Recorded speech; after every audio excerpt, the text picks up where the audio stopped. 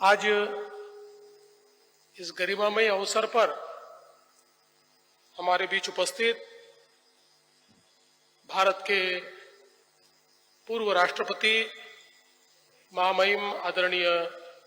श्री रामनाथ कोविंद जी, साथ ही में उपस्थित श्रीमती कोविंद जी, हमारे जिन्होंने इस कार्यक्रम में हमें निमंत्रित किया, वे परम पूजनीय जूना पीठाधीश्वर आचार्य महामंडलेश्वर स्वामी अवधेशानंद गिरी जी, हमारे राम जन्मभूमि के न्यास के जिन्होंने बहुत ही अनुपम ऐसा कार्य किया, ऐसे परम पूजनीय स्वामी गोविंद देव गिरी जी, हमारे पंजाब के आदरणीय राज्यपाल आदरणीय गुलाब चंद कटारिया जी, हमारे बीच उपस्थित परम पूजनीय स्वामी राजराजेश्वराश्रम जी महाराज, जगत गुरु आश्रम, हमारे भाई उप मुख्यमंत्री राजेंद्र शुक्ल जी, परम पूजनीय महामंडलेश्वर स्वामी अखिलेश्वरानंद गिरी जी, परम पूजनीय स्वामी हरिचेतनानंद जी, परम पूजनीय महामंडलेश्वर स्वामी ललितानंद गिरी जी, परम पूजनीय श्री महंत देवानंद सरस्वती जी, श्री विनय रोहेला जी, प्रदीप बत्रा जी, मंचासीन सभी महानुभाव, यहाँ पर उपस्थित सभी परम श्रद्धेय संतगण और उपस्थित सभी बहनों और भाइयों, आज ये मेरे लिए भी बहुत हर्ष की बात है कि मैं पूज्यपाद गुरुदेव श्री स्वामी सत्यमित्रानंद गिरी जी महाराज के समाधि मंदिर में मूर्ति स्थापना के इस समारोह में उपस्थित हूं और उनको नमन कर सकता हूं। ये मेरे लिए एक बहुत ही महत्वपूर्ण इस प्रकार का क्षण है। अभी हम सभी को यहाँ पर गोविंद देव गिरी जी ने स्वामी जी के बारे में बताया, किस प्रकार का उनका जीवन रहा है। एक सामान्य घर में पैदा होने के बाद सामान्य से असामान्य तक इस प्रकार की उनकी यात्रा एक बहुत ही अद्भुत यात्रा रही है और अपने जीवन में उन्होंने केवल अध्यात्म की बात नहीं कही, तो साथ साथ राष्ट्र निर्माण के लिए जो चीजें आवश्यक है उन सभी चीजों का प्रचार प्रसार भी किया और साथ साथ अपने कर्मों में भी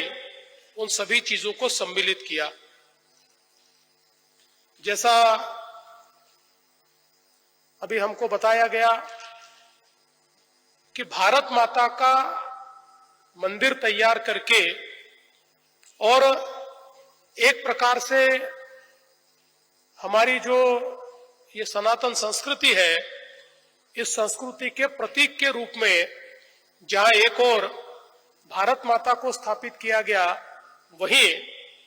सनातन के विचारों से जितने अलग अलग विचार आज पूरे विश्व में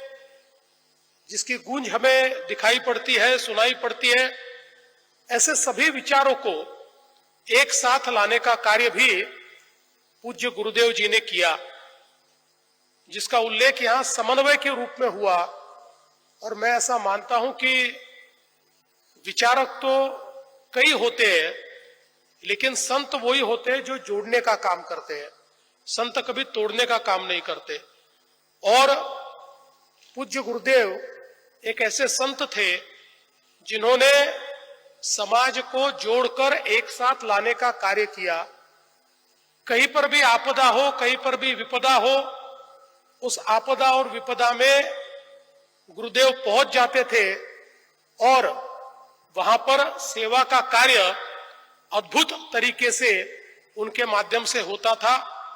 और विशेष रूप से हमारे समाज को ऊंच नीच के भाव से बाहर निकालकर संपूर्ण सनातन समाज एक है, इस प्रकार की भावना को अपने कर्तव्य से उन्होंने समाज के सामने रखा और पूरे जीवन में उसको उन्होंने अपनाया। विशेष रूप से अपने जो मानव कार्य हैं, जिन कार्यों को वो करना चाहते थे, उन कार्यों को करने के लिए बड़ी से बड़े पद का त्याग करना, ये भी उन्होंने सही समझा और अपने कार्यों को लगातार वो करते रहे। इसलिए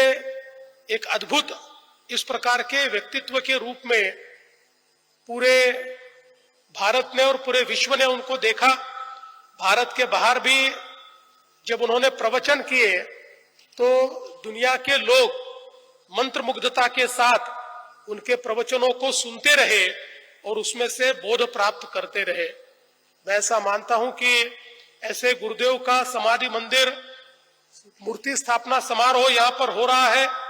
और ये केवल मूर्ति स्थापना समारोह नहीं है, तो मैं ऐसा मानता हूं कि आने वाले कई पीढ़ियों को एक प्रकार से प्रेरणा देने का काम